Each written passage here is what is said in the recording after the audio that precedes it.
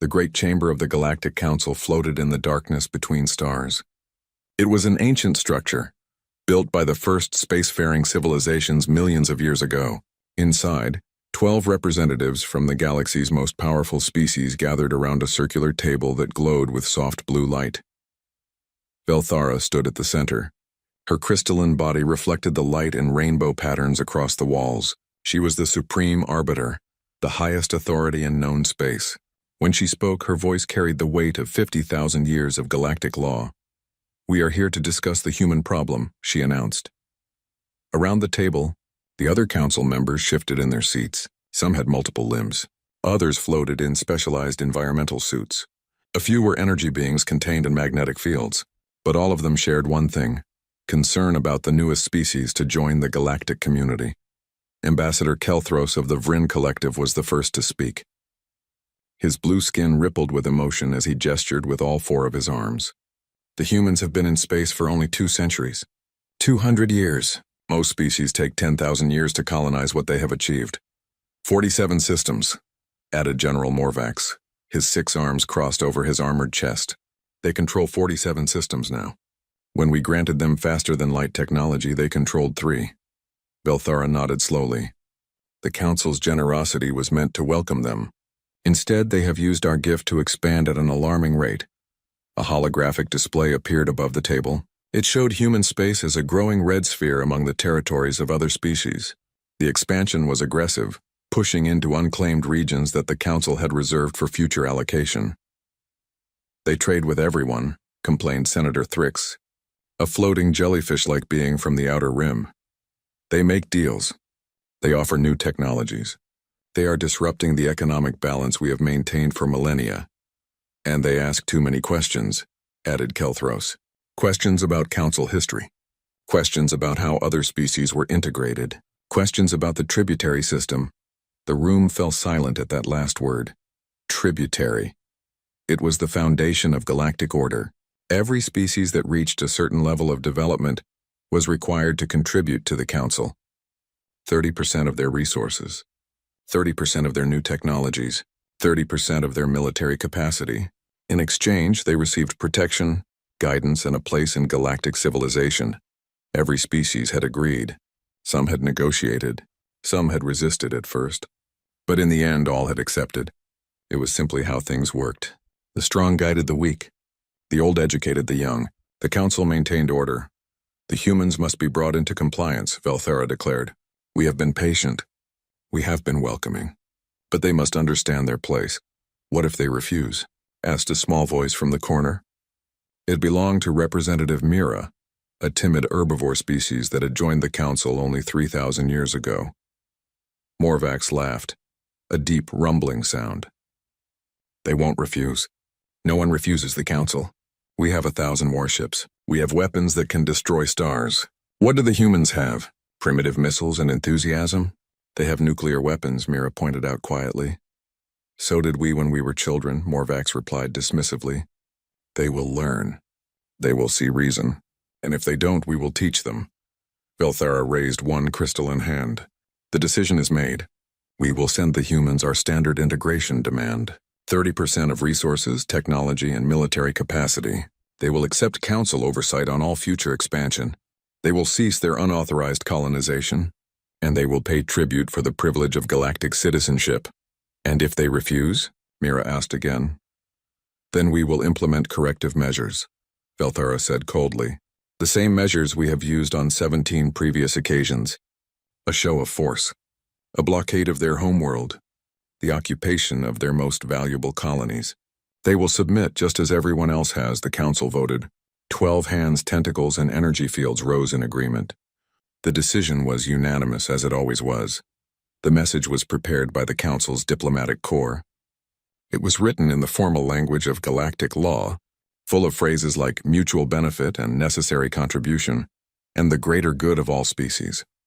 But beneath the polite words, the meaning was clear: submit or suffer. The message was encrypted with the Council's highest-level security codes. It was transmitted directly to Earth's government through official diplomatic channels. And then, to make sure the humans understood the seriousness of the situation, it was also broadcast to every human colony. every human ship, and every human station in known space. The message gave humanity 10 solar cycles to respond. 10 days to make the most important decision in their species' history. In his war room on the Krethian homeworld, General Morvax was already planning the military campaign. He pulled up tactical maps of human space, analyzing their defenses, calculating the optimal invasion routes. It was routine work. He had done it 17 times before for 17 different species. Their fleet is concentrated around Earth and their largest colonies, he noted to his staff. Standard defensive posture. They're protecting their population centers as expected. What about their weapons capabilities? Asked one of his junior officers. Adequate for their age, Morvax replied. Nuclear missiles, kinetic weapons, some basic energy shields.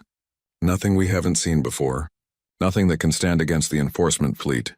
How long do you estimate the campaign will take? 3 weeks at most, Morvax said confidently. 1 week to reach their space. 1 week to demonstrate overwhelming force. 1 week for their surrender and the installation of peacekeeping garrisons. Standard procedure. He closed the tactical display and leaned back in his chair. The humans are like all young species, full of pride and ambition. They think they're special. They think they can challenge the old order. He smiled, showing rows of sharp teeth. They'll learn. They always do. On the council station, Velthara returned to her private chambers. She had presided over the integration of 11 new species during her time as Supreme Arbiter. The humans would be the 12th. The process was always the same. Demand, negotiation, acceptance. Sometimes there was minor military action. Sometimes there was economic pressure. But the result was always inevitable. She looked out at the stars through her transparent wall. Somewhere out there, the humans were reading the council's message. They were probably panicking now, arguing among themselves, debating whether to fight or surrender. She had seen it all before. In the end, they would choose survival. They would bow. They would pay tribute, and in a few generations they would forget they had ever been independent.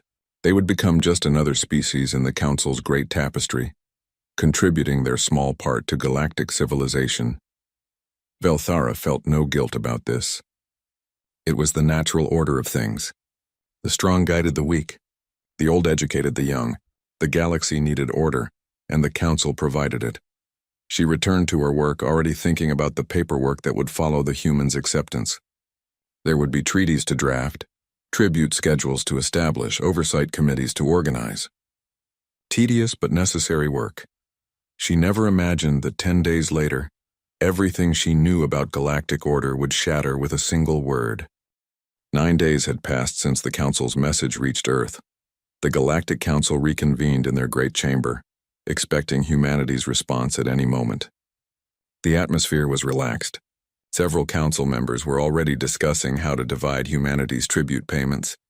I propose the humans' medical technology goes to the Vrin Collective, Ambassador Kelthros suggested.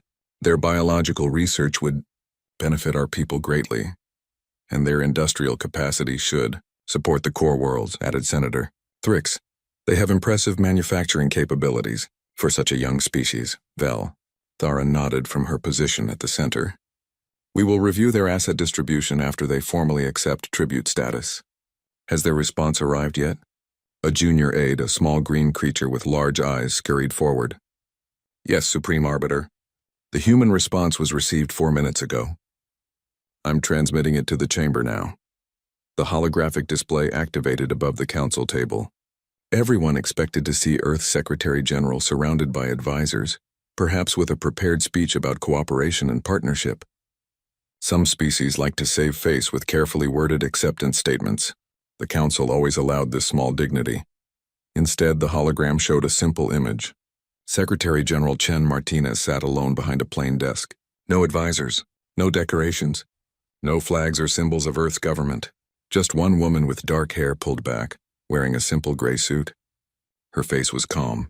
Her hands were folded on the desk in front of her. Her eyes were cold. She looked directly at the camera. When she spoke, her voice was clear and steady. No. The transmission ended.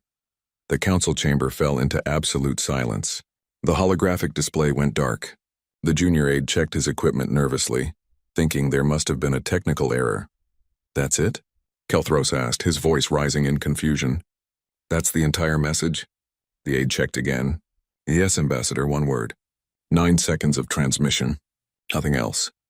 They must not understand, Kelthro said, laughing nervously. They don't comprehend what they're refusing. Send them a clarification. Explain the consequences more clearly. But Velthera wasn't laughing. Her crystalline body had stopped glowing, something that only happened when she was deeply troubled. Play it again, she ordered. The transmission replayed. Secretary General Martinez. The calm face. The cold eyes. The single word. No. Check the transmission data, Velthara commanded. Where was this sent? Just to us? The aide's fingers moved quickly across his console. Then he stopped. His large eyes grew even larger. Supreme Arbiter. This wasn't sent only to the Council. It was broadcast simultaneously to every Council species homeworld, to every major news network, to every diplomatic channel, to every public information system in known space. The chamber erupted in chaos. Council members rose from their seats, shouting over each other. Kelthros's blue skin turned purple with rage. Morvac slammed his fists on the table, cracking the ancient material. Senator Thrix's floating body pulsed with agitated colors. They publicized their refusal? Kelthros shouted. They broadcast defiance across the entire galaxy? This is an insult beyond measure, Morvac growled. They're not just refusing us. They're making a spectacle of it. Velthera raised her hand for silence. It took several minutes for the chamber to quiet down. When everyone was finally still, she spoke in a voice like ice cracking. The humans have done something no species has done in 50,000 years. They have refused the Council publicly. They have made their defiance known to every species in the galaxy. This is not ignorance. This is a deliberate challenge to our authority. Let me take the enforcement fleet to Earth, Morvac demanded. We'll blockade their homeworld. Within a month, they'll be begging to accept our terms. No, Velthera said quietly. Not Earth, that would make martyrs of them. We'll target one of their outer colonies. New Sarajevo. It's far from Earth, lightly defended, but valuable enough to make our point. We'll occupy it, install a garrison, and force the humans to negotiate. She turned to Morvac. Take the enforcement fleet, 200 ships. Make it clear that this is just a fraction of our military power. Offer them one chance to surrender before you attack. Standard procedure. Morvac grinned, showing his sharp teeth. It will be my pleasure, Supreme Arbiter. As the council meeting ended, Velthera remained in the chamber. She watched the replay of the human transmission again.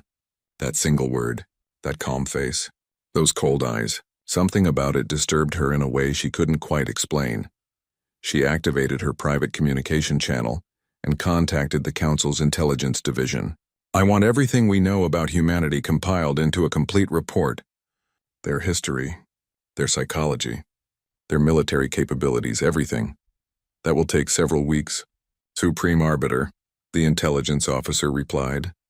You have 3 days, Velthera said, cutting the connection. Across the galaxy, the human transmission was being replayed on millions of screens. Every species watched Secretary General Martinez deliver her one-word response. News networks analyzed it. Diplomats debated it. Military strategists tried to understand what it meant. Among the younger species, those who had only recently joined the council, the message sparked something dangerous. Hope. If the humans could say no, maybe others could too. Maybe the council wasn't as all-powerful as they claimed. On Earth, Chen Martinez sat in her office watching the same news broadcasts. Her advisors had warned her that this approach was risky. Some had called it suicidal, but she had insisted. They think we're like everyone else, she had told her military chiefs. They think we'll fold when they threaten us. They need to understand from the very beginning that we're not playing by their rules. Her communication device buzzed. It was Admiral Jackson, head of Earth's Space Defense Force. Madam Secretary General, we're detecting a large fleet entering the outer system. 200 ships. Council configuration. They're headed for New Sarajevo. Martinez nodded. She had expected this. Is everything ready? Yes, ma'am.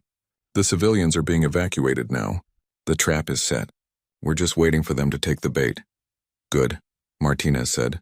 Let's show the council what no really means. She stood and walked to her window, looking up at the night sky. Somewhere out there, the council's enforcement fleet was preparing to teach humanity a lesson.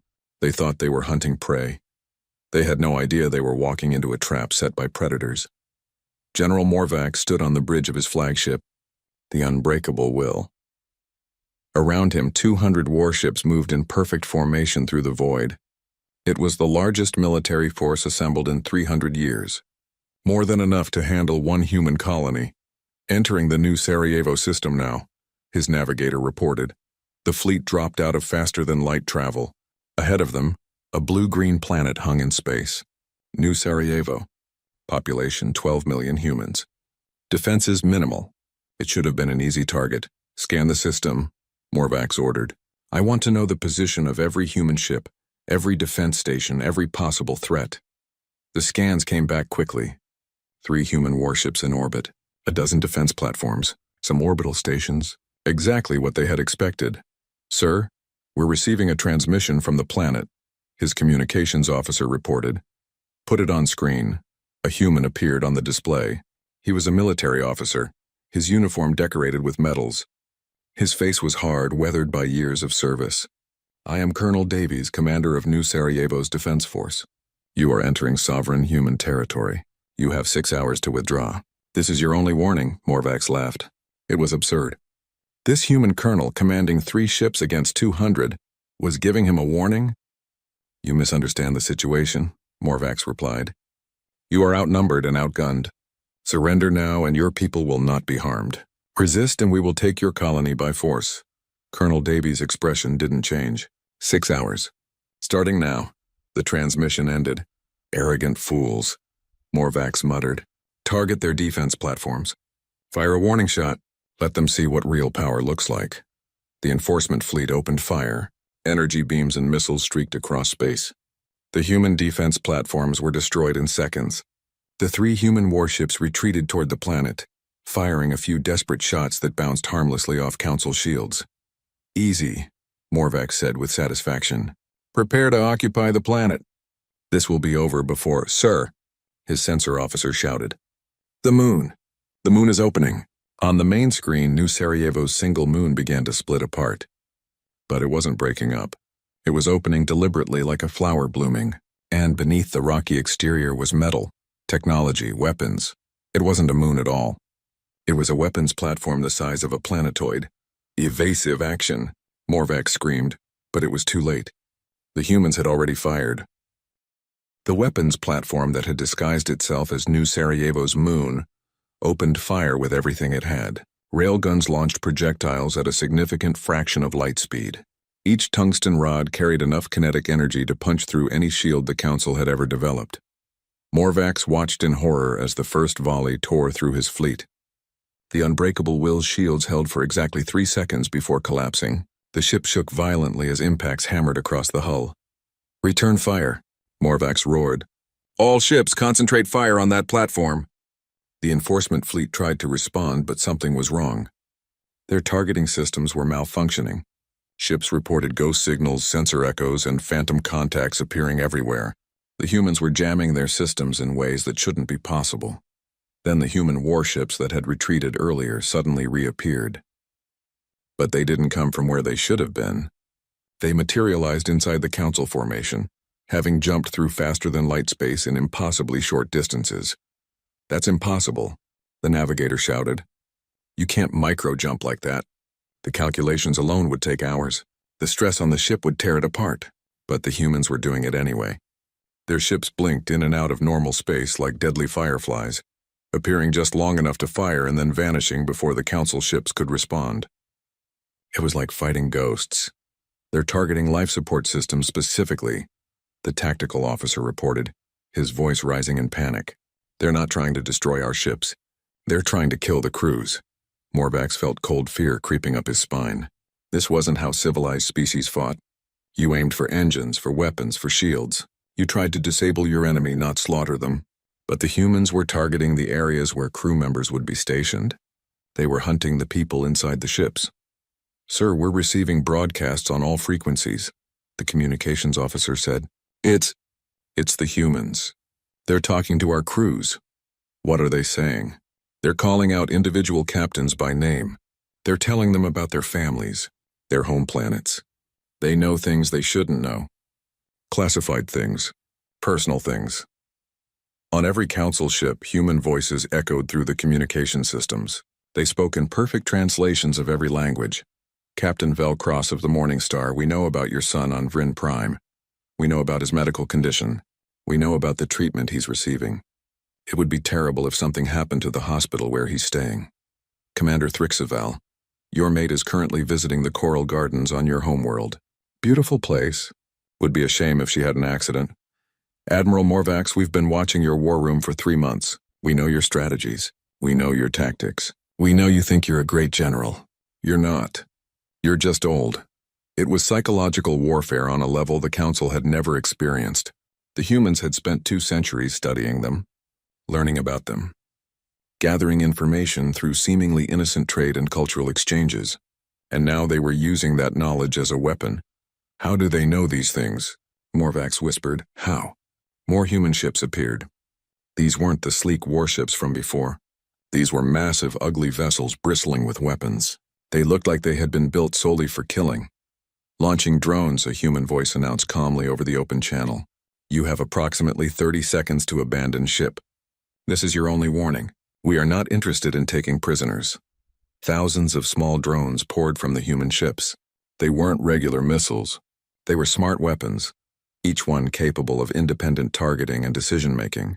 They swarmed around Council ships like angry insects, finding weak points, exploiting gaps in shields, targeting critical systems. The Council's enforcement fleet, which had entered the system in perfect formation, was falling apart. Ships collided with each other trying to evade. Captains screamed contradictory orders. Some tried to flee. Others tried to fight. None of it worked. All ships retreat. Morvax finally ordered. Jump to faster than light. Get us out of here. But the humans had planned for that too. The moment Council ships tried to activate their FTL drives, the human weapons platform fired electromagnetic pulse weapons that scrambled their systems. Ships that tried to jump anyway were torn apart by the stress of incomplete translations between normal space and FTL. In 4 hours, the battle was over. Of the 200 ships that had entered the new Sarajevo system, only 7 managed to escape. 193 ships were destroyed, disabled, or captured.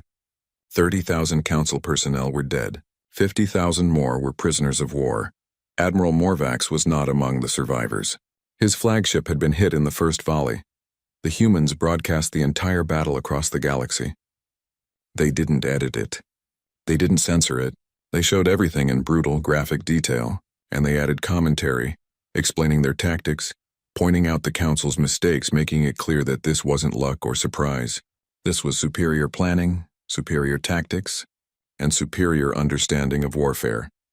The message was clear. This is what happens when you threaten us. On the Council station, Velthara watched the broadcast in stunned silence.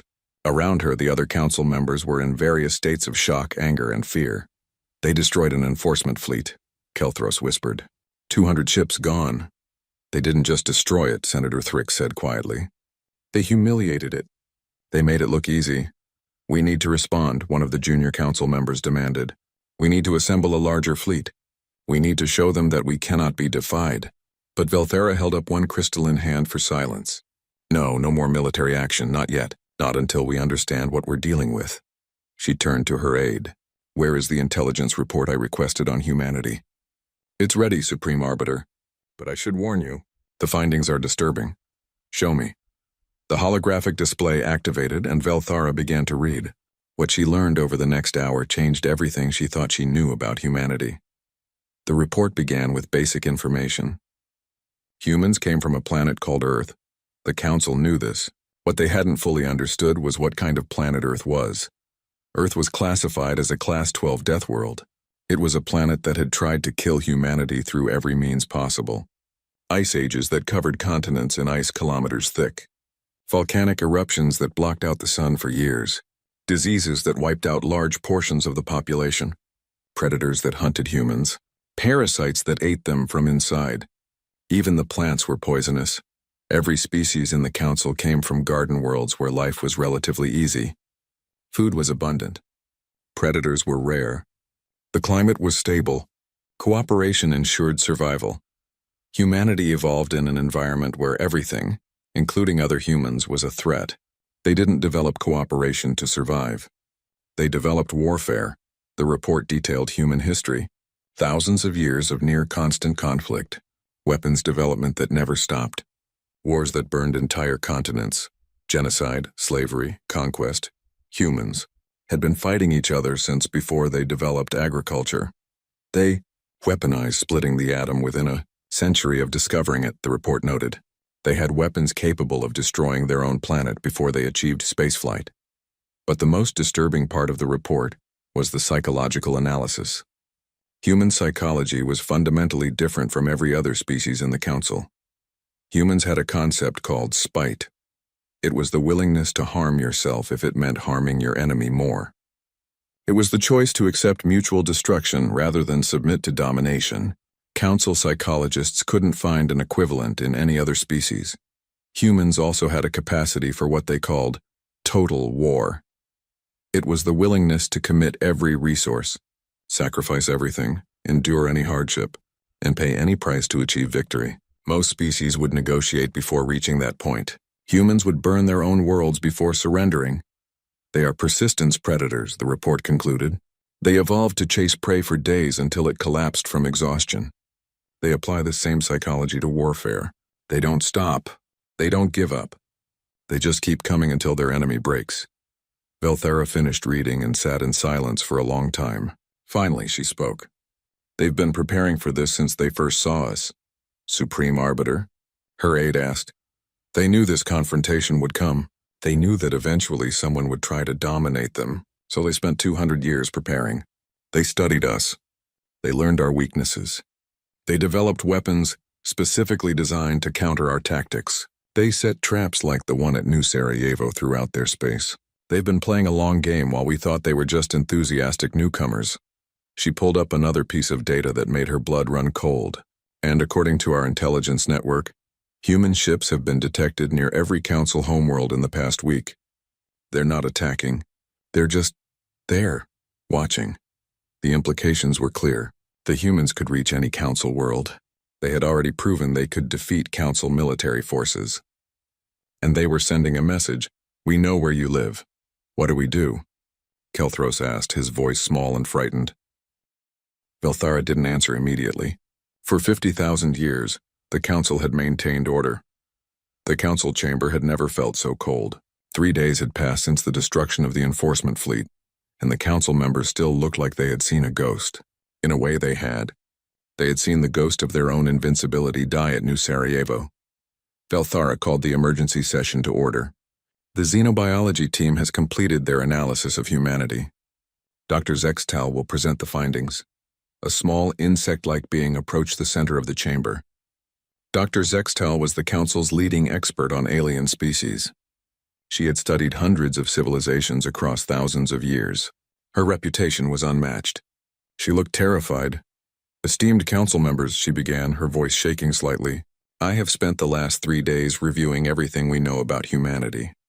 I have consulted with our finest biologists, psychologists, and sociologists. What I'm about to tell you will be difficult to accept, but you must understand the full scope of what we are dealing with. The holographic display activated, showing an image of Earth rotating slowly in space. It looked beautiful from orbit. Blue oceans, green continents, white clouds, peaceful. This is Earth, Dr. Zextal continued. We classified it as a Class 12 death world when we first surveyed it. We now believe that classification was too generous. Earth should be Class 15 or higher. It is one of the most hostile planets we have ever encountered. She brought up geological data. Earth has experienced 5 major extinction events. Each one wiped out most of the life on the planet. The most recent one, 65 million years ago, killed the dominant species of the time. The planet has cycled through ice ages that covered half its surface in ice. It has supervolcanoes capable of causing global winter for decades. It has tectonic plates that constantly shift, causing earthquakes and tsunamis. The very ground beneath human feet is unstable. Senator Thrix floated forward. Many planets have natural disasters. What makes Earth special? Life never stopped, Dr. Zextal replied. Every time Earth tried to kill everything on it, life adapted and came back stronger. The species that survived did so by becoming more aggressive, more adaptable, more resilient. Earth is not just a harsh planet. It is a planet that has been running an evolutionary arms race for billions of years. She changed the display to show various Earth animals, predators with sharp teeth, parasites, venomous creatures. Humans evolved in this environment. They were not the strongest species. They were not the fastest. They were not the most venomous. They survived through intelligence, tool use, and cooperation. But most importantly, they survived through persistence. Persistence? Kelthros asked. Humans are persistence predators, Dr. Zextal explained. They evolved to chase prey for hours, sometimes days, until the prey collapsed from exhaustion. No other Earth predator can do this. Humans can run continuously for longer than almost any animal on their planet. They heal quickly. They can survive in almost any climate. They can eat almost anything. They are generalists who can adapt to any situation. She pulled up new data showing human history. But here is what truly makes humans dangerous. They never stopped competing. Even after they dominated their planet, they continued to fight each other. For thousands of years, they developed increasingly sophisticated weapons. They created strategies and tactics. They built empires and tore them down. They fought wars that killed millions. The display showed images of ancient battles, medieval sieges, modern warfare. The progression was startling. Humans had gone from hitting each other with rocks to splitting atoms in just a few thousand years. They weaponized everything. Dr. Zextal continued. Disease, psychology, economics, information. They didn't just fight with weapons. They fought with ideas. They created propaganda to demoralize enemies. They used economic sanctions to starve nations. They developed psychological warfare to break their opponent's will to fight. But they stopped fighting. One council member protested. They achieved global unity before reaching space. No, Dr. Zextal said firmly. They didn't stop fighting. They redirected their competition. Instead of fighting each other, they began preparing to fight others. When they looked at the stars, they didn't see peace and cooperation. They saw potential threats. They saw the ultimate high ground. They saw the next battlefield. She pulled up military data that made several council members gasp. In the 200 years since achieving faster-than-light travel, humans have never stopped developing weapons. They built ships specifically designed for combat. They created doctrines for interstellar warfare. They wargamed scenarios against hypothetical alien threats. They were preparing for this confrontation before they even met us. How did we miss this? Velthera asked quietly. Because they hid it, Dr. Zextal replied. They presented themselves as friendly traders and curious explorers. They asked questions that seemed innocent. They shared culture and knowledge. But the entire time, they were gathering intelligence. They studied our technology. They learned our languages. They analyzed our military capabilities. They identified our weaknesses. And they planned accordingly. The room fell silent. The implications were staggering. The humans hadn't just stumbled into defying the Council. They had been planning for it since they first made contact with galactic civilization. There's more, Dr. Zextal said, her voice even more somber. Our psychological analysis reveals something we have never encountered before. Humans have a concept they call spite. It is the willingness to harm yourself if it ensures your enemy is harmed more. They will accept mutual destruction rather than submit to domination. That's irrational, Kelthros protested. By our standards, yes, Dr. Zextal agreed. But humans don't think like us. They evolved in an environment where submission meant death. Better to fight and die than surrender and be killed anyway. This psychology is deeply embedded in their culture. They have sayings like, "Give me liberty or give me death, and we will fight them on the beaches." They celebrate resistance. They honor those who refuse to surrender even in impossible situations. She brought up historical examples. Humans defending hopeless positions. Humans fighting against overwhelming odds. Humans choosing death over slavery. Again and again throughout their history, humans had chosen to fight rather than submit. They also have a capacity for what they call total war. Dr. Zextal continued. It is the mobilization of every resource, every person, every bit of technology toward warfare. Most species negotiate before reaching this point. Humans see total war as a viable option. They will sacrifice everything to achieve victory. Velthara felt a chill run through her crystalline body. Are you saying that if we continue this conflict, they will fight to extinction? I am saying that is a very real possibility, Dr. Zextal confirmed. Humans have a saying, if I'm going down, I'm taking you with me. They mean it literally. Our analysts believe that if Earth faced imminent destruction, humanity would ensure that every council homeworld burned with them. They have the ships in position. They have the weapons, and they have the psychology to actually do it. The chamber erupted in frightened voices. This was unprecedented. The council had dealt with aggressive species before. They had dealt with warlike cultures, but they had never encountered a species that would choose mutual annihilation over surrender. Silence, Velthara commanded. Dr. Zextel, what is your recommendation? The xenobiologist was quiet for a moment. Supreme Arbiter, in my professional opinion, humanity cannot be conquered. They can only be destroyed completely, and the cost of doing so would be the destruction of most council worlds. They are too dangerous to fight and too stubborn to dominate. Then what do? We negotiate, Dr. Zextel said simply. We treat them as equals. We hope they are willing to coexist peacefully, because the alternative is unthinkable. After the presentation ended, Velthara remained in her chamber with her closest advisors. They reviewed the intelligence reports that had been coming in over the past few days. Each one was more disturbing than the last. Human ships had been detected near every council homeworld. Not attacking, not threatening, just watching, waiting.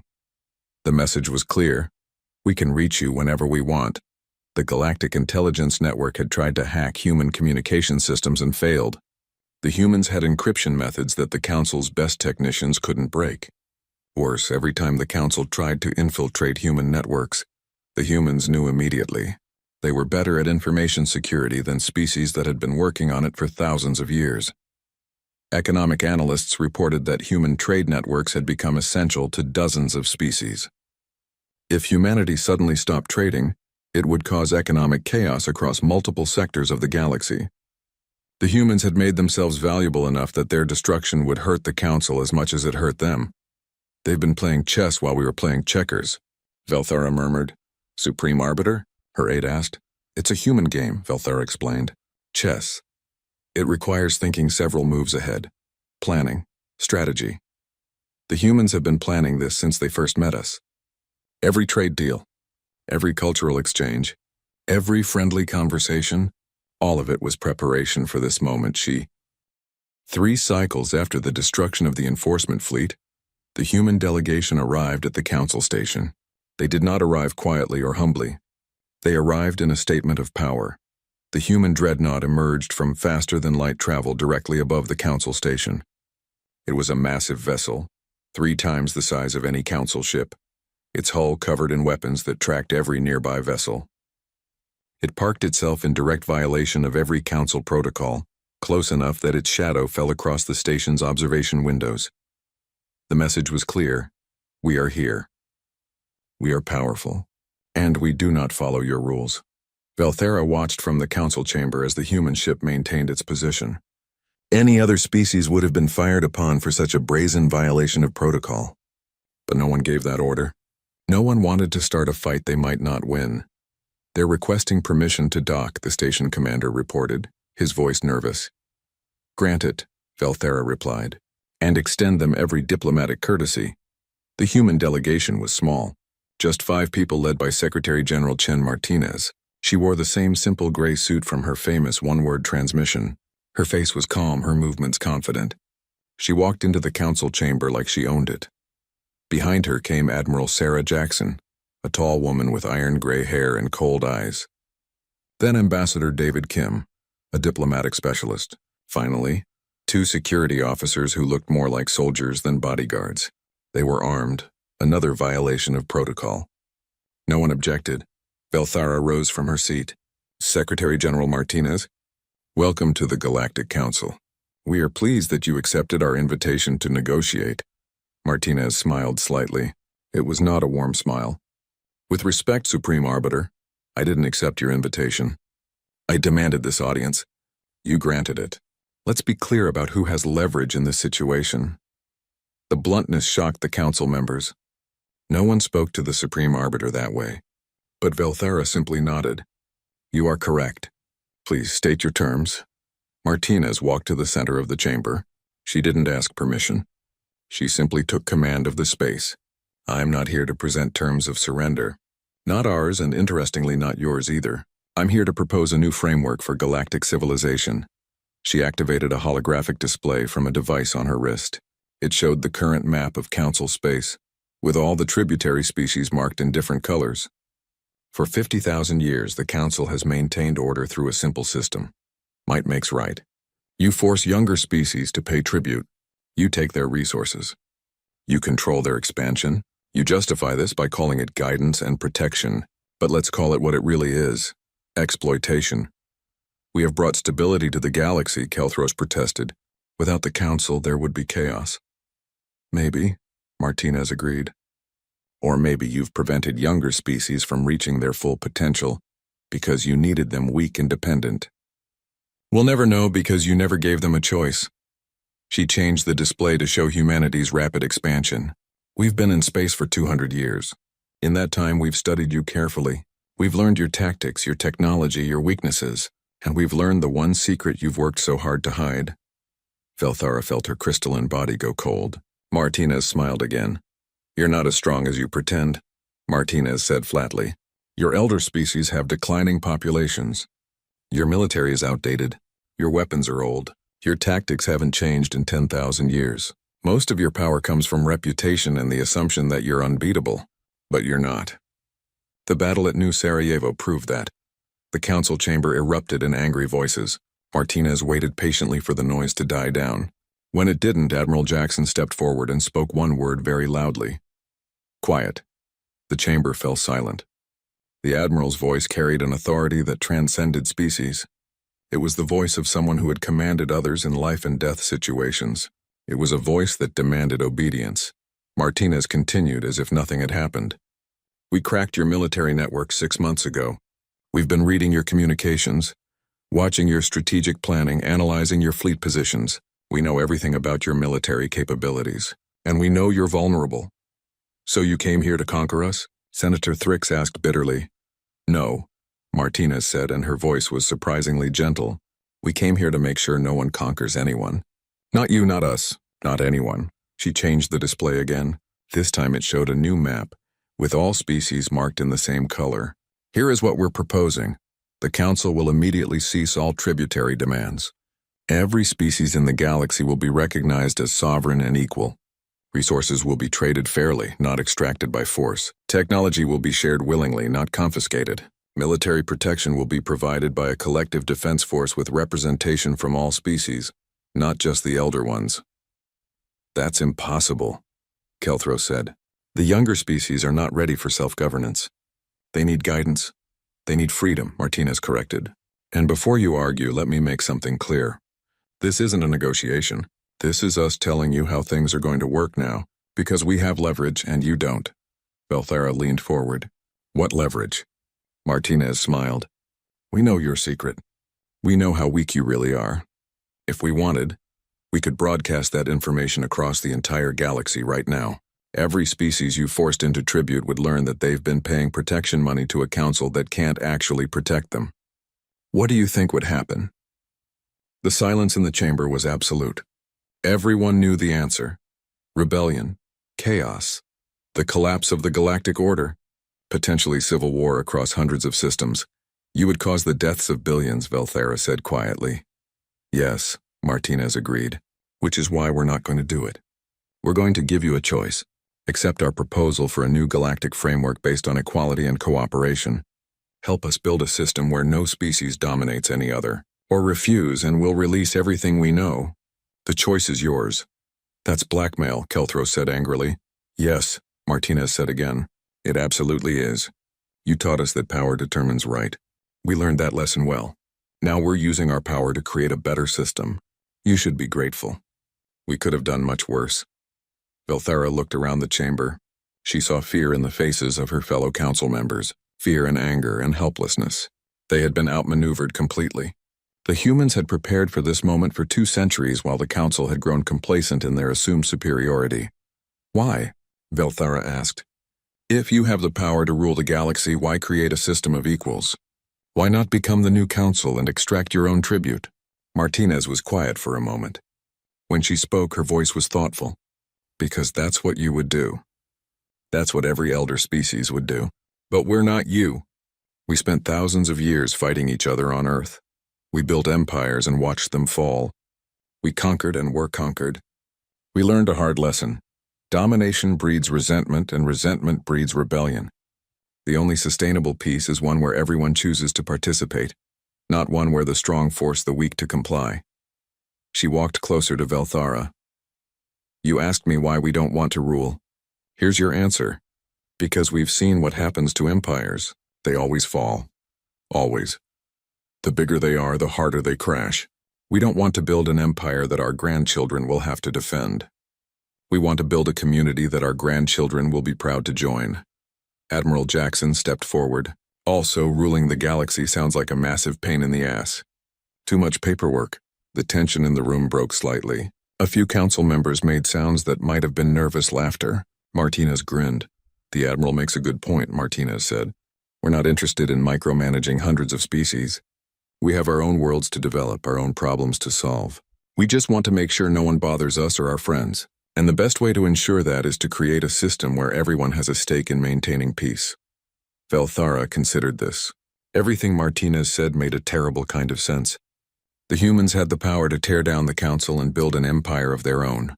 Instead, they were proposing a system that limited their own power as much as anyone else's. What about the military? Velthara asked. You want a collective defense force. Who commands it? Rotating command structure, Martinez replied. Representatives from all major species, including the council elders. No single species has permanent control. Decisions are made collectively. And before you ask, yes, there will be oversight to prevent abuse. We've thought this through very carefully. And what if we refuse? Velthara asked quietly. Martinez's expression became cold again. Then we release all the information we have about the council's true military capacity. The younger species revolt. The galaxy descends into chaos. Billions die. And when the dust settles, humanity will still be standing. Because we're very good at surviving chaos. But it would be a terrible waste, she paused. We don't want that. We'd rather work together. But if you force our hand, we will do what we must to ensure our survival and the freedom of other species. The choice is yours.